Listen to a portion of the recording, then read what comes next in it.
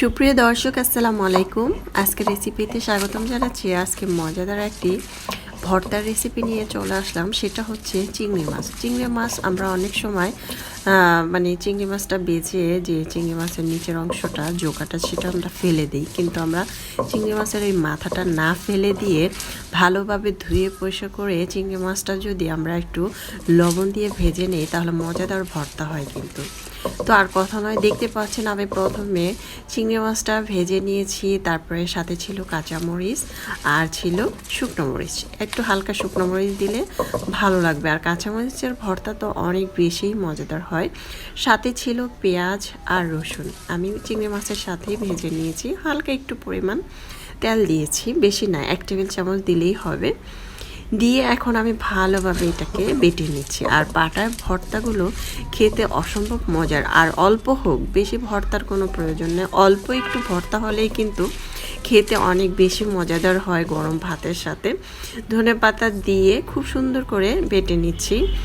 আর এই অল্প একটু ভর্তা দিয়ে যে ভাত পরিবারের সবাই কিন্তু খেয়ে একদম চেটেপুটে খেয়ে অনেক প্রশংসা করবে যে পেটটা করে ভাত খেয়েছি।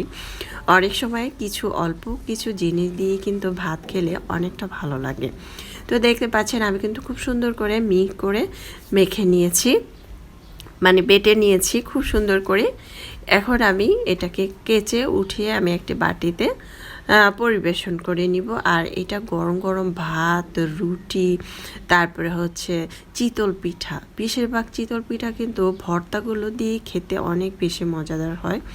তো এই ঝাল ঝাল এই ভর্তাটা যদি আমরা রুটি অথবা গরম ভাত, ধোয়া ওঠা ভাত দিয়ে তারপরে গরম চিতল পিঠা দিয়ে খাই তাহলে কিন্তু আর কিছুই লাগে না। আমার কাছে অনেক প্রিয় একটি ভর্তা, আপনাদের সাথেও শেয়ার করলাম, ভীষণ মজা হয়েছিল। তাই আপনারাও কিন্তু ঝটপট এই ভর্তাটা তৈরি করতে পারেন। চাইলে এখানে একটু পরিমাণ সরিষার তেলও দিতে পারেন, কোনো সমস্যা নেই। তারপরে তো আর কোনো কথা নয়, পাটার মধ্যে আমি অল্প একটু গরম ভাত দিয়ে একটু মেখে খেয়ে নিচ্ছি। আমি ছোটোবেলায় দেখেছি গ্রামের বাড়িতে যখন খালাম্মারা ভর্তা তৈরি করে তখন এভাবে ভাত খাওয়ার মজাই আলাদা, আর আমরা তো অনেক মজা করে খাইতাম। তো আজকে আমি আপনাদের সাথেও শেয়ার করলাম, আর আমিও আমার বাসায় খেয়ে নিলাম। আর পাটার ভর্তাগুলো অনেক বেশি মজাদার হয়েছে, চাইলে এভাবে ট্রাই করতে পারেন।